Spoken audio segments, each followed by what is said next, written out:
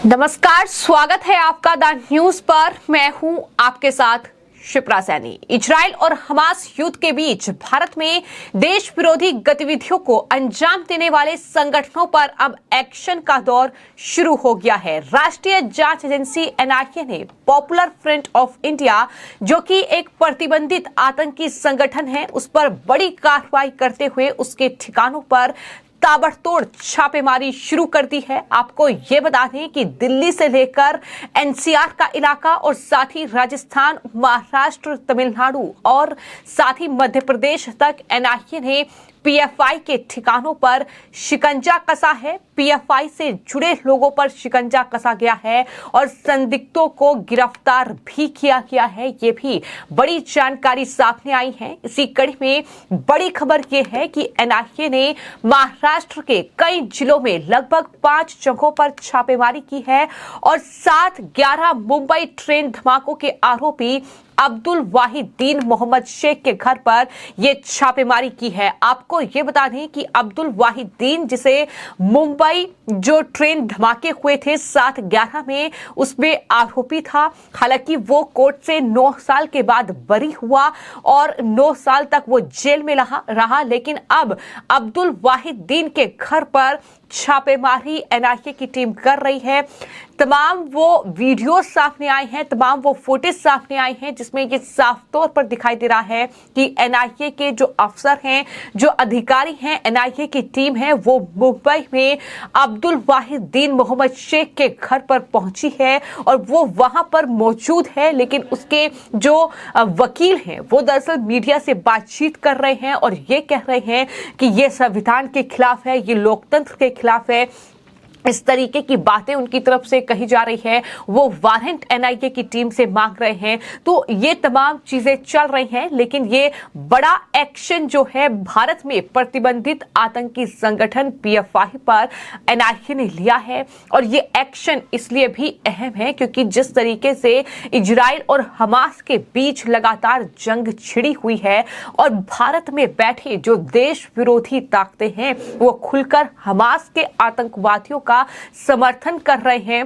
कई संगठन ऐसे हैं, कई मुस्लिम स्कॉलर ऐसे हैं और यही वजह है कि एनआईए की ये ताबड़तोड़ छापेमारी का दौर एक बार फिर से टेरर, स्मगलिंग और तमाम अलग जो देश विरोधी गतिविधियों में संलिप्त लोग हैं, उन पर देखने को मिल रहा है। उसी कड़ी में अब मुंबई ट्रेन धमाकों के आरोपी अब्दुल वाहिदीन मोहम्मद शेख के घर पर एनआईए ने ये बड़ा छापा मारा है। साथ ही मैं आपको ये बता दूं कि जो खुलासे लगातार हो रहे हैं, उसमें ये भी जानकारी सामने आई है कि जो आरोपी है मुंबई ट्रेन ब्लास्ट का अब्दुल वाहिद, जिसके घर पर ये छापेमारी हुई है, उसका पीएफआई से कनेक्शन है। और यह भी कहा जा रहा है कि जो गैर कानूनी तरीकों से पीएफआई की बंदी के बाद उसे एक्टिव करने में मदद कर रहा है। यानी केंद्रीय गृह मंत्रालय का एक्शन पीएफआई पर हुआ, उसे प्रतिबंधित आतंकी संगठन घोषित किया गया। 5 साल के लिए उस पर बैन लगा दिया गया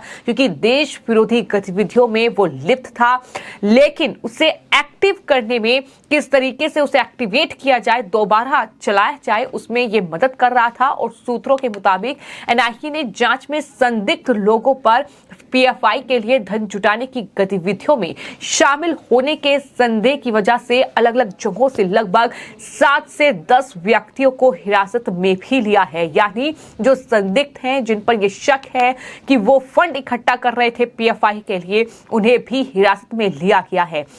और जैसा कि मैंने बताया कि ये छापेमारी जो है सिर्फ मुंबई में या फिर महाराष्ट्र में अलग अलग 5 जगहों पर ही नहीं चल रही है, बल्कि इसके अलावा दिल्ली से भी बड़ी जानकारी सामने आई है, जहां पर थाना हौजगाज इलाके में बल्ली मरान में एनआईए की छापेमारी चल रही है। इसके अलावा दिल्ली एनसीआर के कई ठिकानों पर भी छापेमारी का ये दौर देखने को मिल रहा है, जहां पर राष्ट्रीय जांच एजेंसी एक्शन में है।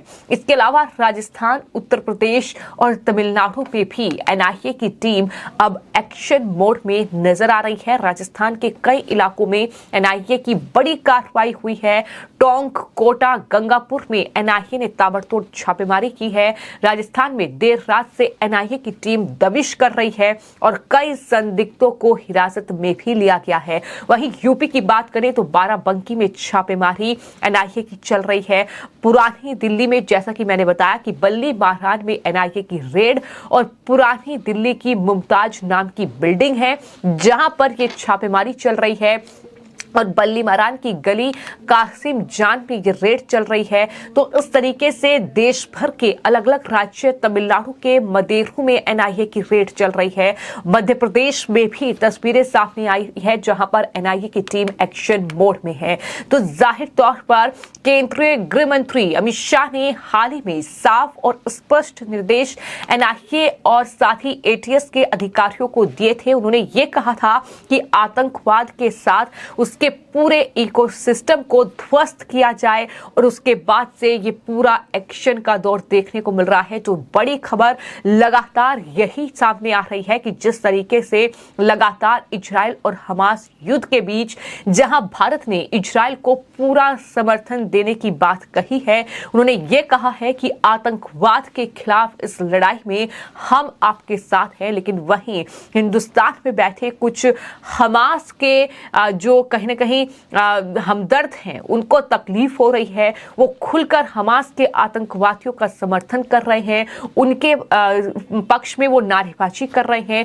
चाहे तस्वीरें अलीगढ़ मुस्लिम यूनिवर्सिटी की हो, चाहे सोशल मीडिया पर कई ऐसे संगठन हैं जो एक्टिव हैं, और हमास की जो बर्बरता, हमास की जो क्रूरता लगातार इजराइल में हो रही है, उसको वो सोशल मीडिया पर शेयर करके उनकी तारीफ कर रहे हैं और इस तरीके से उन्हें सलाम कर रहे हैं। ये तमाम चीजें देखने को मिल रही हैं। लेकिन इन सब के बीच भारत में इन तमाम देश विरोधी गतिविधियों पर, इन तमाम देश विरोधी लोगों पर एक्शन का ये दौर देखने को मिल रहा है, जहां पर राष्ट्रीय जांच एजेंसी एनआईए ने प्रतिबंधित आतंकी संगठन पीएफआई से जुड़े लोगों पर शिकंजा कसा है। और सबसे बड़ी रेड जो है वो महाराष्ट्र में हुई है, जहां पर 7/11 मुंबई ट्रेन बम ब्लास्ट का आरोपी जो है वाहिदीन मोहम्मद शेख, उसके घर पर यह छापेमारी एनआईए ने की है। हालांकि इस छापेमारी को लेकर जो जानकारी सामने आई है, जो मामला है, वो ये बताया जा रहा है कि ये पूरा मामला बिहार के फुलवारी शरीफ से जुड़ा हुआ है, जहां पीएफआई कैडर से जुड़े कई आरोपी आतंकी गतिविधियों को अंजाम देने से पहले ट्रेनिंग सेशन चला रहे थे। इस मामले में 12 जुलाई को फुलवारी शरीफ थाने द्वारा मामला दर्ज किया गया था। इसके बाद इसे एनआईए को ट्रांसफर कर दिया गया था, और इसके बाद से देश भर के कई ठिकानों में यह ताबड़तोड़ छापेमारी का दौर जारी है। जांच एजेंसी द्वारा इसी मामले में तनवीर रजा को और मोहम्मद आबिद को गिरफ्तार भी किया गया था। लेकिन उसके बाद भी अब संदिग्धों पर एक्शन जारी है। उन तमाम लोगों पर शिकंजा कसा जा रहा है जो कि पीएफआई, चूंकि भारत में बैन हो चुका है, लेकिन उसको किस तरीके से एक्टिवेट किया जाए, इसको लेकर लगातार तमाम जो कहीं ना कहीं साजिश और षड्यंत्र है वो रचे जा रहे हैं। तो ये पूरा एक्शन जो है इजराइल हमास युद्ध के बीच टेरर, गैंगस्टर, स्मगलर और नेक्सस से जुड़े मामले में ये राष्ट्रीय जांच एजेंसी ने बड़ी कार्रवाई की है, जहां पर देश भर में फिलहाल छापेमारी का दौर और इन देश विरोधी तत्वों पर एक्शन का दौर लगातार जारी है। फिलहाल आपकी इस पूरे मामले को लेकर क्या राय है, हमें कमेंट बॉक्स में जरूर लिखें। धन्यवाद।